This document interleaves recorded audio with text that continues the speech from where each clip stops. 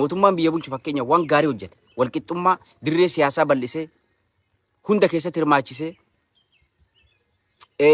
biyya misoomsee kan hidhaa hiikee ajjechaa dhaabee freedom of speech namu akka barbaadutti haasa'uu gaafa danda'e ni deeggarta. Gaafa ammoo waan san dhabde mirga ofii falmachuutu seentaa jechuudha.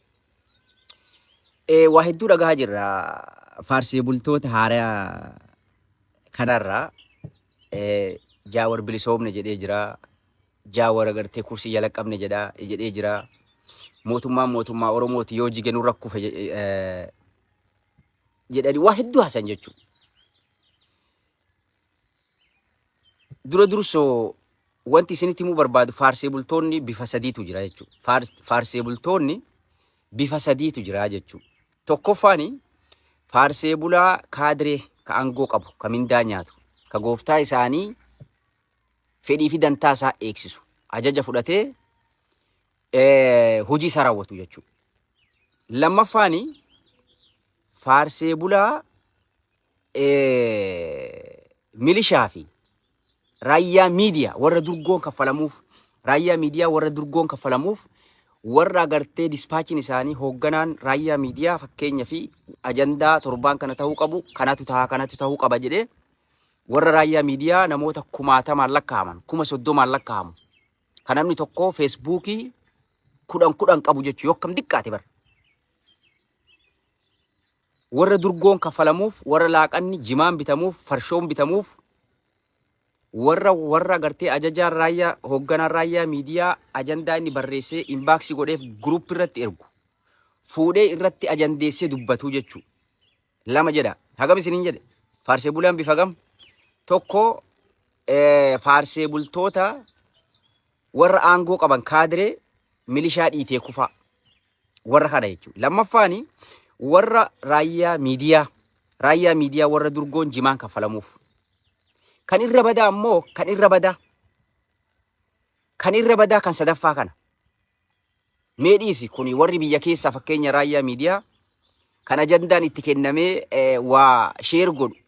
Jaawar jala seenee nami 10,000 jala seenee kaamantii wal fakkaataa barreessa. Maaliif raayyaa miidiyaa saniif hundeeffaman jechuudha. Suni durgoo isaanii, laaqana isaanii nyaachuudhaaf jiraachuudhaaf dalagan. Haga rabbi irraa buuse haa nyaatanii bareeda. Haa nyaatanii gaariidha. Kuulleen aangoo qaba haa nyaatanii. Kan irra badaa kan ammoo raayyaa miidiyaan irra badaa raayyaa miidiyaa daaspooraati. Raayyaa miidiyaan faarsee bulaan jechuudha. Faarsee bulaan irra badaan faarsee bulaa daaspooraa kan biyyoota alaatii galan jechuudha. Warri kun faayidaa hedduu qaban. Faarsee bulaan agartee daaspooraa kuni tokko mana jireenyaa ijaaratanii propertii isaanii san tikfachuuf dirqama itti ta'a mootummaa kana deeggaruun. Isinii galaami sagaleen keenya dhageessaami. Tokko mana ijaarratee mana isaanii kana tikfachuuf lafarraa argatee mana ijaarratee kan dura waggoota 30 gaafa TPLF bulchaa turtellee mana ijaarrachaa ture. Manoota garaagaraa qaban magaalaa garaagaraa keessaa kun tikfachuudhaaf jechuudha. Taa akkanaa jedha daaspooraa faarsee bulaa jechuudha. Lammaffaa faarsee bulaa daaspooraan kanii wal ijaaree biyyoota alaa kana keessaa wal ijaaree kan akka Abbaalii kana faa, Abbaalii Yusuf, Caffee Raammis faa, Falmataa Ibroo faa. Amma isaanii faarsee bulaan isaan amma warri kuni warra ijaarame gruppiidhaan ijaarame biizinasa garaagaraa qabeenyuma isaaniitiin liqaa baankirraa fudhatanii yaalii gochaa jiran jechuu hagammatti. Irra hedduullee milkaa'uullee baatu akka odeeffannoo qabnutti wal ijaaranii biyyatti galanii investimentii gochuudhaaf tiraanspoorteeshinillee yaalanii turanii. Akka odeeffannoo qabnutti tiraanspoortii Oromiyaa kana keessa deemu ka Baalee deemu jira maqaa Baalee itti moggaasanii yaalii godhanii turanii. Ka Boorana deemu maqaa Booranaatiin ka agartee Harargee deemu akkasitti Harargeedhaan wal ijaaranii karaa tiraanspoorteeshinii kaampanii wahii uummachuudhaaf yaalii gochaa turanii. Akkasuma agartee biizinasa adda addaatti jechuudha. Amma isaan warri kuni warra galee qabeenya kan agartee dalagachaa jiru dalagaa haa xiqqaattu haa guddattu amma tattaafachaa jiran bareeda haa dalagatani. Biyyi bar silaa soo seerri jiraate nuyyuu gallee dalagannaa bar. Haa galanii dalagatanii dalagaan bareeddu. Garuu rakkoon jirtu maaliidha? Isaan amma warri akkanaa kun warri amma akka falmataa kun faanii akka amma caffee raamis faanii adeeroo caffeen faanti xiqqorraa wal dhoofte. Dhugaadha pireesharii irra jirullee ni beeyna waan isaan yaadan achitti galanii dalagachuudhaaf yaalii gochaa jiran yoo kan agartee yeroo mootummaan pireeshariin irra jiru kana dhufanii hin dubbanne they're gonna lose something. Ni dhaban jechu. Hojii isaanii waan yaadan san ni dhabanii jechu. Kan argachuudhaaf maaliidha? They have to speak when the mootummaan agartee mootummaan pireeshariin irra seenee irra dhufee jaawar kanatti itti muddee hafuurri citee cinqamanii yaa rabbi tiyyaan nu baasi maal taana jedhanii cinqaman kana raayyaa miidiyaatti fayyadamanii dadhaban. Homaa godhuu hin dandeenye jaawar agartee gaala deemu sareen duttus numa deeman. Dantaan qabuun abbaan fedhe arrabse abbaan fedhe faarse nama dantaa qabuumti jechuu Jawaar Mohaammed kun dhugaa qabatee dhugaa Oromootiin nama deemu jechuu nama agartee faayidaaf hin bitamne nama garaaf hin sossobamne nama rakkoon uummata isaa quuqxu jechuu Jawaar Mohaammed jechuu. Jawaar numa deema duuba. Jawaar amma karaan isaan hin beeyneen itti dhufe jechuu. Jawaar karaa mootummaan hin beeynin keessoo isaaniitiin isaan maal eegaa turan? Qeerroo ka'ii karaa cuuf qeerroo harka wal qaxxaamursii hiriira ba'i. Qeerroo ati maarree godh. Laal waan Jawaar jedhee bar karaa takka dabarre irra hin deebinu jedhee bar. Karaa takka dabarre irra hin deebinu jedhe. Isaan maalidha? Namni bara Haile Sillaasee maal ta'e waama gaafasii yaadataa jedhan. Si galaami. Isaan kana yaadan. Jawaar Mohaammed tolchanii beekan. Dhiibbaa inni geessisuu danda'u tolchanii beekan. Dhiibbaa inni irratti yoo takka Jawaar Mohaammed karaa sooshaal miidiyaa deebi. Tolchanii beekanii jechuu. Tolchanii akka gaariitti beekan jechuu. Waa takka agartee yoo mootummaa kana ni diiga jedhee hidhatee kan ka'ullee taate akka diigu yeroo gabaabduu keessatti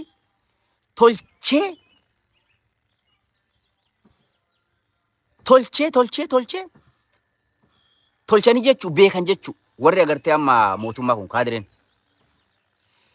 Amma Aliin Faalleen adeeroo Aliin Faalleen falmataan Faalleen jabina isaatii fi nami kun influensii hagam akka qabu waan beekuufi maal godhan amma la kaadireelee daaspoora tana yoo argitan yeroo isaan Jawaar Mohaammed qeeqan Jawaar anin beeka Jawaar agartee nama akkanaati Jawaar agartee nama hayyoonni Oromoo agartee akkana dhiisee biraa deeme Jawaar agartee namni na caala beeku hin jiru ana agartee yoo barbaade waan akkana harkaa qaba hiccitee akkana harkaa qaba kuni agartee kijiba wattakka waan isaan harkaa qaban hin jirtu duuba maaliifi isaan sila haga humna isaanitti Jawaar ni beeyna iccitii isaanii ni beeyna jedhan isa sodaachisanii kaayoo isarraa diqqoof duuba deebisuu yaalii gochuu duuba dubbiin akkanaa miti. Jawaar Mohaammed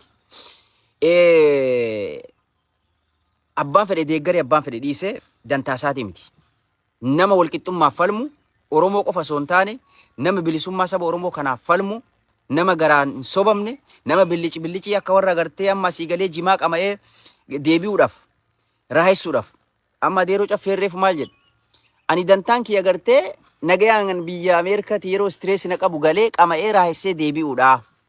Dhugaa keeti adeeroo kiyya caffee kiyyaati dhugaa adeeroo dhugaa jette bakka san gaarii jette akka gaarii jette dhugaa keeti wallahi maal yoo jette ati Finfinneef Adaamaa dabartee hin beektu Harargee takkaa buutee hin beektu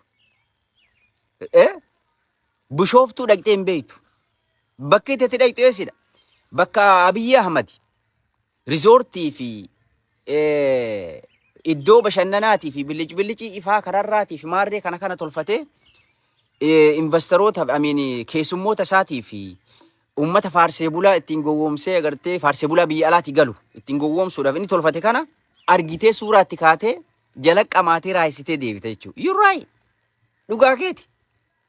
Ati sirrii dhugaa jette. Maal jennaan asoo Harargee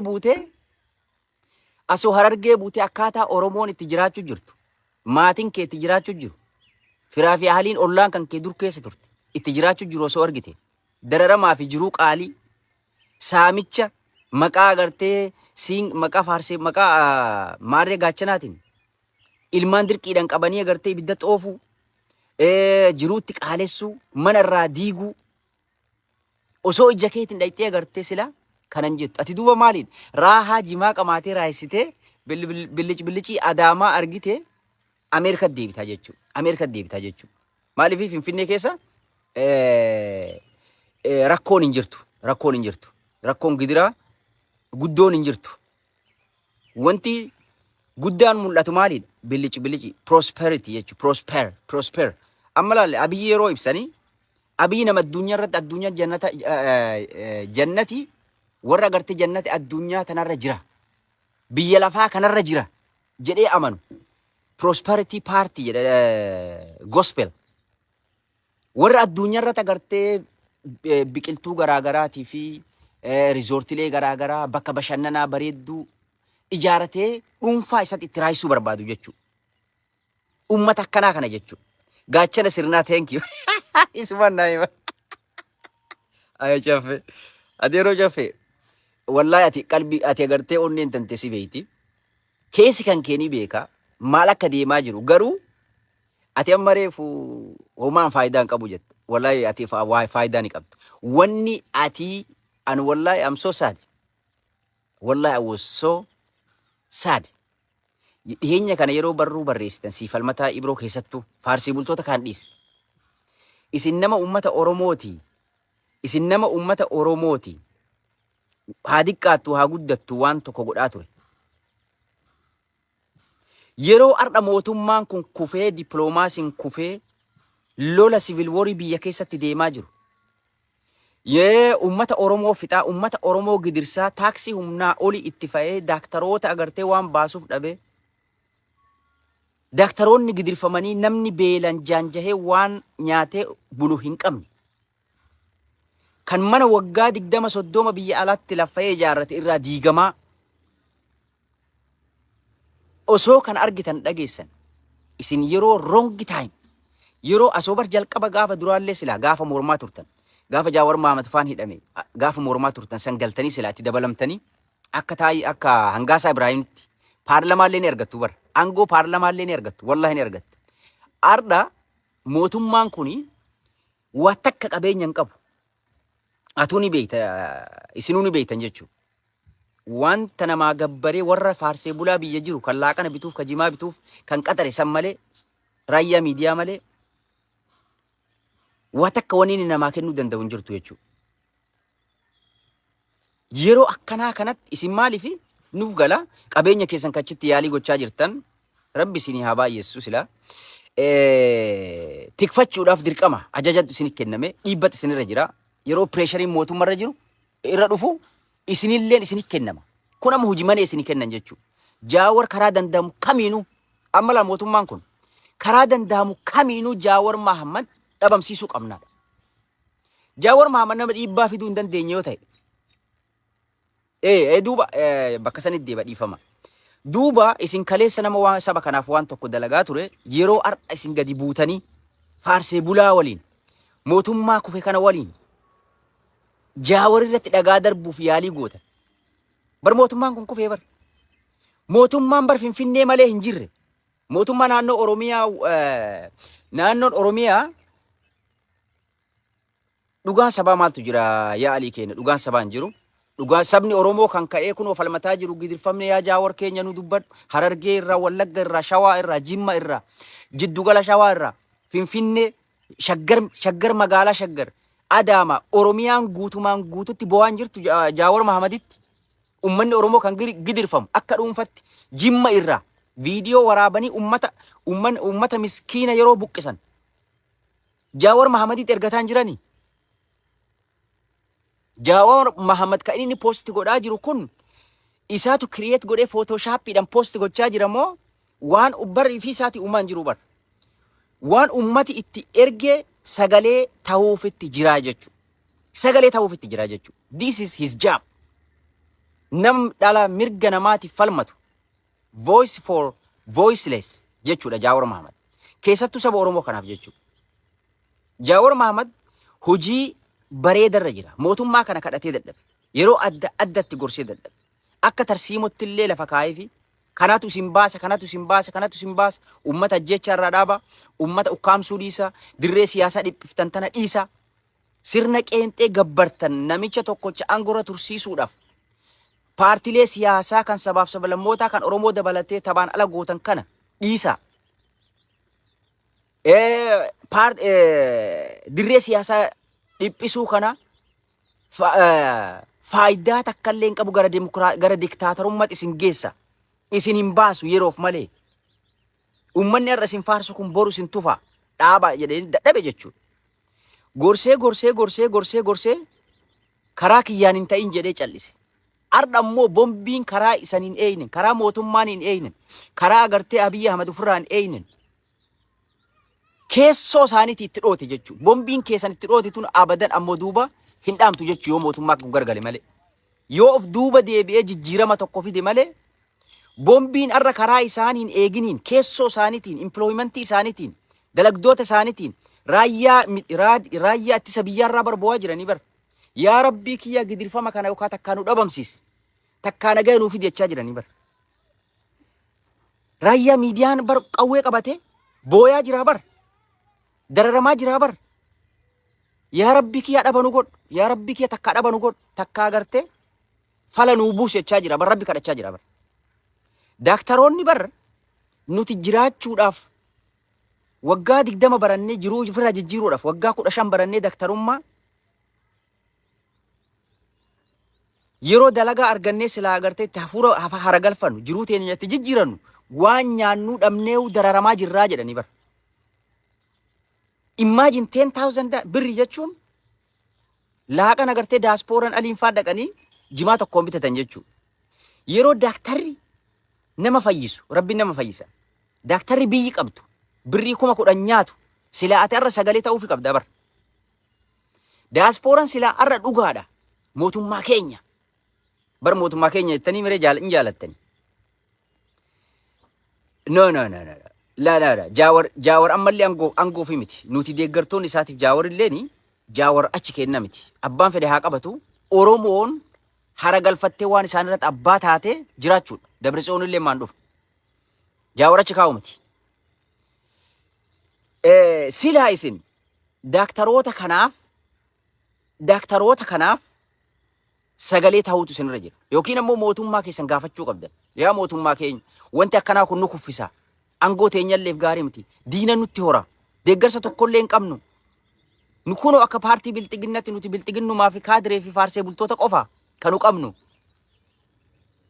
Dhiis waan akkana bombii agartee akka nama bombii ifitti dheetiin bar akka nama bombii ifitti dhee bar suusaayidiif godhu tokkotti bari ufitti jabeessaa jira jechuudha. Qophaa'ee taa'aa jira bar Abiyyi Ahmad. Kanaaf isin silaa maal jettaniin yaa Abiyyi kiyya, yaa gooftaa keenya, yaa agartee nugusa keenya, yaa abbichuu keenya nuti ka barbaannu deeggarsa hin qabnu. Kunoo mootummaan naannoo Amaaraa harka mootummaa keenyaa keessaa bahee jira. TPLF waggaa 3-4 deemti. Itoophiyaa jalatti buluutiin jirtu. Kan nuti harkaa qabnu Finfinnee qofa. Uummanni Oromoo nu jibbee nu tufe. Egaa uummanni Oromoo keessaa fi alaa nu jibbe. Dararamne, rakkanne. Waan agartee daranuu nutti jabeessaa nurraa dhaabii jechuu ni qabdan silaala. Silaa isinuu kana jechuu ni qabdanii bara. Garuu isin maaliidha? Kaayoon keessan warri daasporootii fi warri agartee namoonni investimentii garaagaraa achi keessaa qabu mootummaan kun haga jiru qabeenya saammanna. Dalagannee saammanna. Dalagaa isin maali dantaa ummata irraa hajaa keessanii miti. Ummata irraa hajaa takka hin qabdan jechuudha. Rakkoo ummataa, miidhaa ummataa, ajjechaa ummataa irraa dantaa keessanii miti. Dantaan keessan maalidha? Investimentii propoozii galfattan isinii agartee haga agartee lafatti hiikamu yookiin ammoo hojiirra oolu hayyama argattanii mootummaa kana faarsitanii jiraachuudha. Dantaan keessan biizinasa keessan garaa keessan. Mootummaan kun turuun isiniif gaariidha. Rakkoo ummataa karaa kamiinuu isin biratti waa takka jechuudha. Deeggartoota bilxiginnaa guutumaan guututti. Isini galaami. Deeggartoonni bilxiginnaa warri daaspooraa kan biyya alaatii galu faayidaa isaanii tikfachuudhaaf, kan bizinasa qabu bizinasa tikfachuudhaaf, kan mana ijaarratee qabu mana sana agartee sikur gochuudhaaf dirqama faarsee bula duuba. Dirqama mootummaa kana deeggara duuba. Dirqama jechuudha. Dirqama faarsuu qaba jechuudha. Faarsuudhaaf maal godha? Jaawar balleessuudhaaf sila. Mee ilaala amma jaawara soo dhiibbaa kan uumne ta'e fakkeenyaaf. Jaawar kan agartee akka isaan jedhan kana kan kasaare kan agartee hayyoonni Oromoo, uummanni Oromoo isa jalaa galee inni kophaa kan jiru asoo ta'e maaltu isaan muddee akkanatti isaan afarsare?